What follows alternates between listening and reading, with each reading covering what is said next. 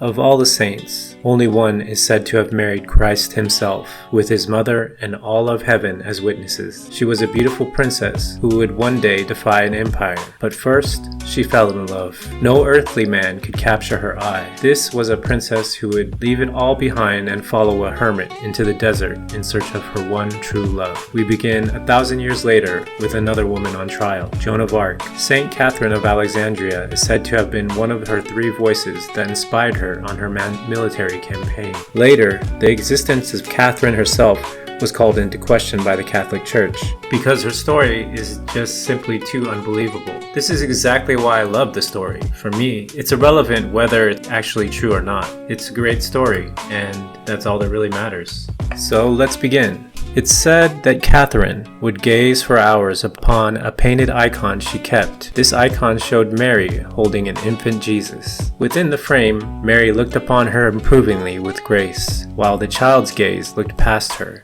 his eyes never quite meeting hers. This is told as Christ seeing her unbaptized spirit as ugly. She was the daughter of King Costus, a princess, and as she came of age, her beauty grew and many suitors came, but all were rejected because Catherine only had eyes for Christ. Somewhere in the vast Egyptian desert, alone in a cave, prostrate before a wooden cross affixed on the cave wall, Adrian prayed intently. He had done this more times than he could remember. It's said that he had been serving his penance for more than 30 years, but this day was different. As Adrian knelt in meditation, the Virgin Mary appeared before him. He was so taken aback by her beauty that he passed out. When he awoke, she stood over him and said, "Adrian, go to Alexandria for me, to the palace of Queen Catherine. Tell her the lady greets her, the lady whose son she chose as her lord and husband, there in her own court among her mother and her lords, where she fought so hard to keep herself pure. That lord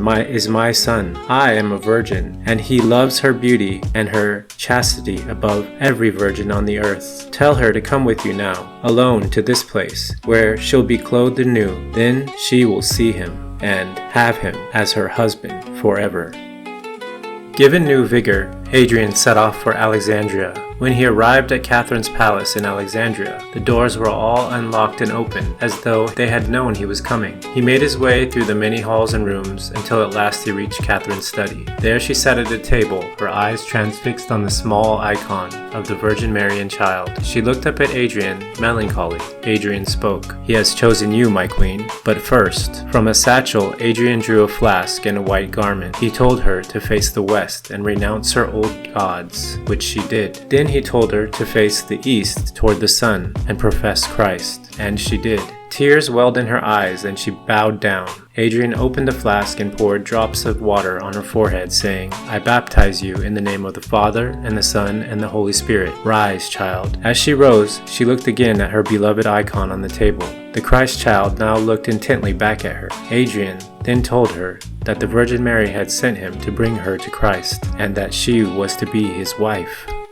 Catherine left everything behind, her riches, her palace, all of it, to travel into the desert with a strange hermit. It was no easy thing for a young queen. She questioned Adrian intently, and every question was answered in full. She learned a great deal from the wise old man as they traveled. After some time, though, Adrian realized he had become lost. He tried to conceal his worry, but Catherine could see through his despair. She kept her resolve, though, and it was she who spotted the outline of what looked like a vast monastery on the mountains above. With hope restored, they set out toward it. When they arrived, they beheld the most glorious monastery either of them had ever seen. As we begin this sequence, I just want to point out just how psychedelic it sounds. It's kind of interesting to me how it's described in sort of immaterial psychedelic ways.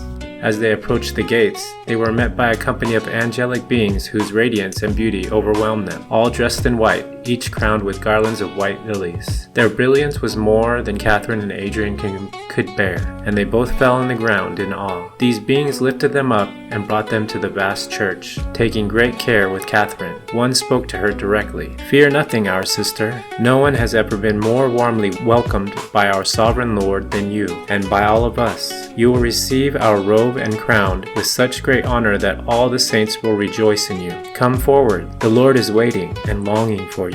Catherine trembled with joy as she was led into the church, feeling joy beyond anything she'd ever known. All around her, a marvelous melody filled the halls, so sweet it was beyond perception. And there they all beheld the royal queen, Virgin Mary, among a multitude of angels and saints, beauty and riches beyond the mortal mind, exceeding what the human heart can feel or any pen could write. All the martyrs together, with the virgins who led Catherine, fell at the feet of Mary, the royal empress, saying, "Our most sovereign lady, Queen of heaven, Lady of all the world, Empress over hell, Mother of Almighty God, the King of bliss, you whom all creatures of heaven and earth obey, may it please you that we present to you our dear sister, whose name is written in the book of life. We beg your gracious kindness to receive her as your chosen daughter and humble handmaid, to complete the work of our blessed Lord has begun in her." "Bring me my daughter," Mary answered, and when Catherine heard the voice of Mary, she was filled with such heavenly joy that she fell on the ground as if dead. The virgins and angels lifted her up, and Mary stretched her hand out to her and led her to the choir door.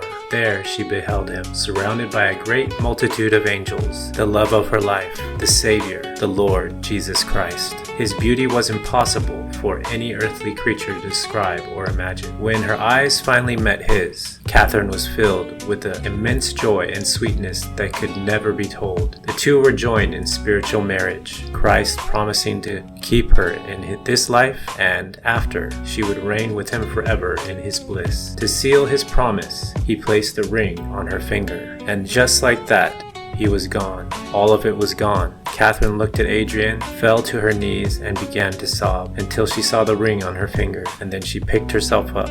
Adrian instructed her in God's laws, and when she returned to Alexandria, she began converting people to the faith of Jesus Christ.